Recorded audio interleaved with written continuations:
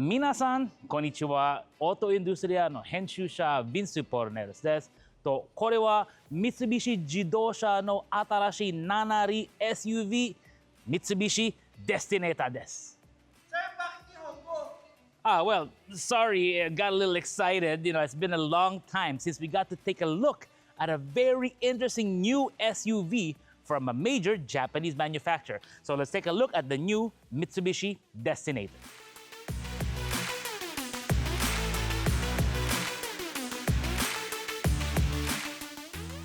Hey everyone, Vince here from AutoIndustriya, and yes, we're doing this in English because I know you guys want us to take a look at the new Destinator from Mitsubishi. Now, my apologies, it took a little bit of time before we got our hands on it, but we've been rather busy with all kinds of things all around the world and all around the country. But now we can spend some time and show you what you can expect from the new Mitsubishi Destinator. Now, what makes this one a little different is that we're not looking at the top-of-the-line GT variant.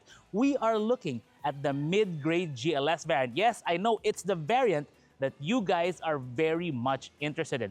Because as fun as and as nice as having all those really fancy features are, like the panoramic sunroof, all that stuff, well, you guys want to look for something more practical, more useful, and definitely at a price point that's very, very attractive.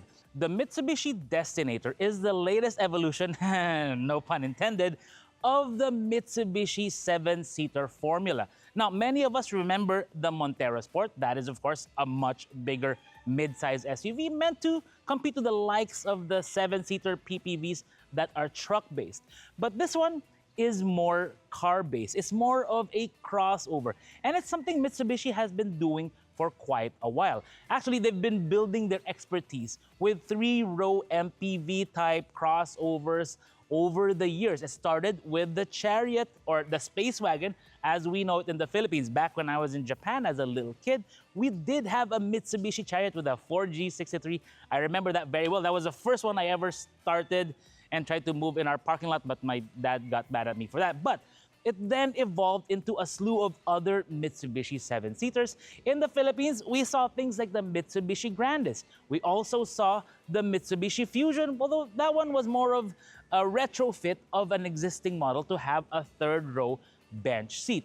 The Mitsubishi Destinator is an evolution, no pun intended, of the X-Force. That means it shares a lot of things with that model, such as the platform, albeit stretched, the components, the parts, the interior, all that stuff is going to be quite common between the two models, but it's most apparent with the front of the vehicle. It shares a lot with the X-Force in terms of the design, like the front grille, headlights with the DRL here and the projector beams here, the same kind of trim there. Overall, it does give off that same vibe. Actually, if you went to the Philippine International Motor Show last year, you would have seen the premiere of the DST concept, which this one is based on. And one of the things that we found really interesting are the way they did the fenders of the vehicle. Because if you look at it, it looks wide body, but it's really not. And it's very clever the way they did that by scalloping up this part to give it a very wide body, a very boxy, a very macho look that you would see in other larger Mitsubishi SUVs and pickup trucks. The wheels, these are 18s and they come with the Bridgestone Turanza tires, which are going to be great on the road. But what's important here is going to be size of the vehicle, because this is now almost 4.7 meters long. It's substantially more than the X-Force, which would have probably finished maybe right about here, thereabouts, because the X-Force is significantly shorter than this one to accommodate a third row. More on that in a bit. Now, like I mentioned earlier, this is the GLS, not the top-of-the-line GT variant. So what don't you get here? Well, for one, the panoramic moonroof. Again, if that's important to you, then you can always look at the GT variant. But in terms of everything else, this already has pretty much everything covered. For instance, right here on the mirror, you can see there's a 360 camera. So camera in front, camera on the side, and the camera in the back. Mitsubishi called it the multi-around monitor. It also has these grip-type door handles with the button for your lock and unlock. Like, for example, me, I keep the key of these cars in my watch pocket, and I don't even have to press it anymore. Just walk up to it, unlock, and I'm good to go. And it's a very nice drive. Later, we'll show you when we do our full review of this. But what's really going to be key here is not PM, but rather the ground clearance. Because this one has 214 millimeters of minimum ground clearance, plenty for the Metro, and hopefully beyond. There really is no mistaking the back of the Destinator for anything else. I mean, it's spelled out right there, Destinator, very neatly with the Mitsubishi logo there. These very striking taillights that kind of mimic the front, which ties it all in nicely. A very sporty rear bumper with the reflectors. And also it has sensors down here as well as sensors in the front that's still available here in the GLS variant. The rear glass, again, has this defogger with the spoiler up top and the third wiper over there. But what's interesting here is that it may not have the power tailgate, but it's pretty light and pretty easy to activate. You can already see that this is a 3-row crossover SUV with the third row right here, giving you a total of 7 seats. The space here, the measurement, is going to be 15 inches from here to there and 48 inches maximum. And then you have about 33 inches from here up top. And then if you fold this down, the space is going to extend even further to around 42 inches, which is going to be really key. And the width here, the supported width, is around 39. And then we can also fold down the middle row, and very easy, by the way, because it's one touch right there. And it also has a tumble so that if you, let me try that again. It also has a tumble where to give you easy access into the third row, it'll tumble like that. But if you want to have maximum cargo there, you can have up to around 67 inches all the way there supported, even more if you extend out to the front seat. But what's really nice here is that it has hidden storage. Just like the X-Force, it has this storage right here, which is going to be useful for a lot of things. I know it's going to be very useful for Barney because he likes to go on those outlet runs for shoes and he wants to keep it from his wife. Oops, sorry, was I not supposed to say that? But yes, if you see someone hiding shoes there, you're going to know why. Anyways, let's check out what's under the hood of the new Destinator because it's actually pretty interesting under there. So, powering the new Mitsubishi Destinator is the 4B40, a 1.5-liter gasoline engine mated to a CVT driving the front wheels, and it's got 163 PS and 250 Newton meters of torque. Now you're probably thinking, 1.5 liter and then it makes 163 horsepower and 250 Newton meters of torque? That makes no sense. And that's because this is a 1.5 liter turbo gasoline engine. Yes, it's been a long time since we've driven a Mitsubishi, a brand new one, that had a turbo gasoline engine from the factory, not since the Lancer Rally Art and the Evo 10 from so many years ago. I miss those days when they lent those out to us. What makes this different is the use of an air-to-liquid intercooler, which is right here. Now, the purpose of that is actually, well, there's many. For one, it simplifies the installation of the engine, reduces the piping, but also it reduces the distance that the air has to travel from the turbo, which is right here in the back. That's normally where the exhaust manifolds are in these newer cars.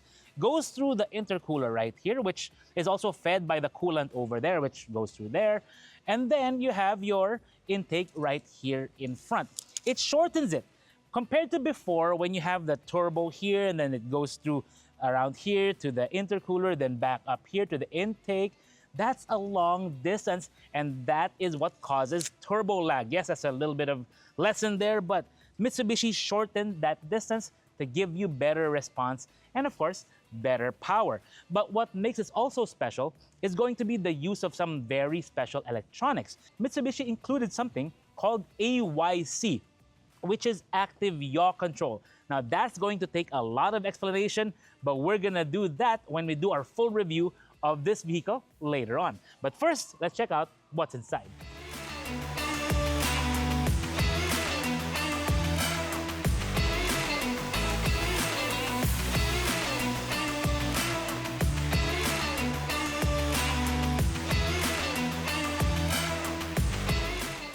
So the third row of the Destinator is actually a nice place to be. And I mean, in terms of knee room, it's plenty here once I start moving things around. Like, for example, this middle row, I moved it a little bit forward to give them plenty of space there, but still plenty of space here in the back. You can kind of divide the equitability of the space here, no problem.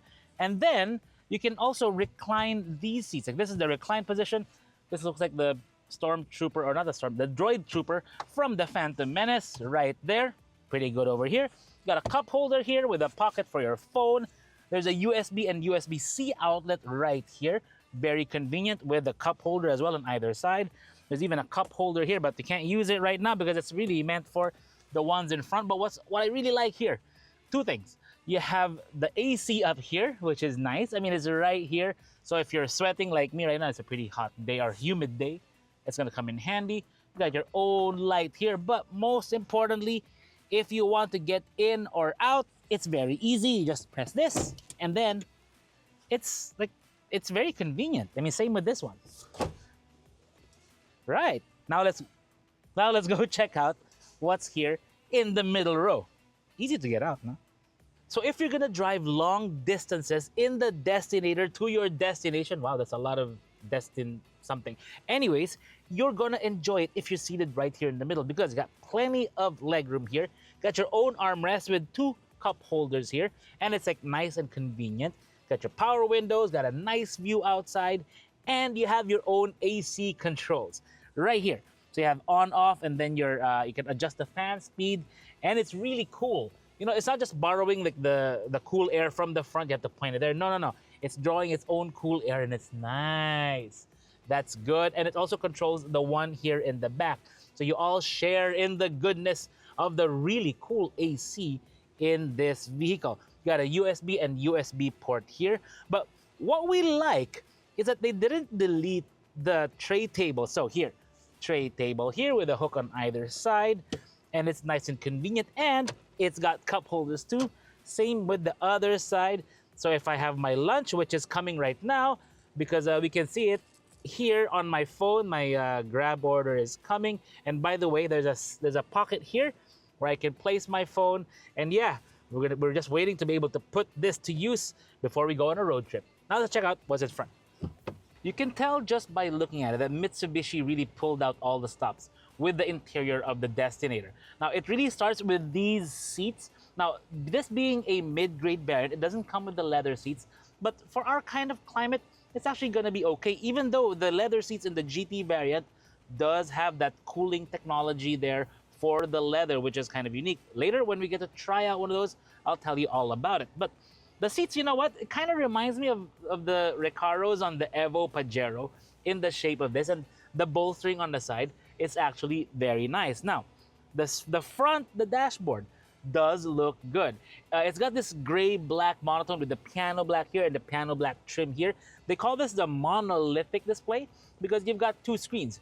One here in the front of the driver, which is the same for the GT variant, but not for the GLX. And then you have this digital screen here, which is like just over 12 inches, which is kind of surprising in the display that it has. But more on this in a bit. Round steering wheel with controls on the left to control that screen, and on the right, you've got the controls for the cruise control. Yes, this one does get cruise control, although the adaptive upgrade is going to be found in the GT version. Down here in the middle, you have the AC controls. Actually, it's a dual zone AC, so both can set their temperatures independently. And then you've got your other like plugs here for your USB. So you got a USB-C and a USB-A, which is gonna come in handy if you want to plug in to your Android Auto or Apple CarPlay. And right now, let's show you that. So once we press here, we can press the Android Auto, and it does come on very, very quickly and very clear. It also has the Apple CarPlay, but if you have an Android phone that you don't want to use the Android Auto, you can use the web link. But why would you want to? It's more convenient to use the Android Auto. And speaking of audio quality, when you go to the GT variant, you do get the Yamaha speakers. In this one, you get the standard speakers, but they all work pretty well either way. So right here, we have the triple gauge display, which is kind of a hallmark of Mitsubishi from back in the 90s when they had the Evos. So, but in this one, they have a different kind of thing going on because you have your GPS here, you have your tilt angles, actually you have your pitch angle and roll angles like right over there. You have a compass there for your heading and outside temperature, but you also have other modes. For example, you want the reliable display. It shows you the steering angle right there, very useful. You have the traction control. You can see how it's working. And you have your AYC display, the active yaw control. Again, we'll have to show you this when we're driving it around pretty hard pretty soon. And then you have responsive. It shows you the throttle response because it shows you the boost, the acceleration in G's. And then you have your fuel economy and your fuel meter over there. Your push button start stop. You have your electronic parking brake with the auto brake hold still available in the GLS model. And then you have your different drive modes. So if we go up here again, you will see the different drive modes. So normal, wet, gravel, tarmac, and mud. A lot of these work on the traction control and the stability control of the vehicle to be able to ensure optimum performance, even though it's a front-wheel drive in those very slippery conditions. 2 cup holders here, a center armrest with its own cooler there. So yes, you can cool drinks here on a long drive. Up top, what do you get? Rather big sun visors with mirrors on either side, which is very useful with a light as well. And then you have a rather nice black console up here for your lights, for the, you know, when the door is open, it'll turn on, all that stuff. The dome light here for everything. And then the black sunglass holder, I think it looks like a nice contrast relative to the ceiling material. You have your manuals and other warranty booklets there. And overall, that's about it for the interior of the Destinator. Do you think it's a right fit for you given all the features we've shown you today? Let us know in the comments below.